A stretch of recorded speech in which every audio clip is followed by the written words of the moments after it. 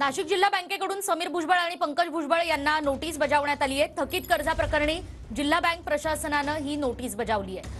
Armstrong infrastructure limited कंपनीसाठी समीर भुजबळ आणि पंकज भुजबळ यांनी कर्ज घेतलं होतं आणि गेल्या काही दिवसांपासून नाशिक जिल्हा बँक अडचणीत आहे। त्या दरम्यान ही नोटीस बजावण्यात आली आहे। तर आर्थिक स्थिती सुधारण्यासाठी बँकेने इतरही थकबाकीदारांकडे आता आपला मोर्चा वळवलाय।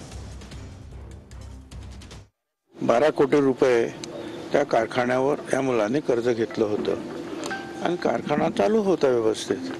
तितक्यात या ईडीने जो आहे हा कारखाना अटॅच केलेला आहे, त्यामुळे त्याचं काम बंद पडलेलं आहे। पण आम्ही अख्खा कारखाना त्या बँकेला लिहून दिलेला आहे, त्याच्यामुळे बँकेला प्रश्नच येत नाही ना। त्यांनी कधी तो कारखाना जो आहे त्याचा लिलाव केला विकला तर त्याच्यापेक्षा खूप पैसे मिळतील त्यांना।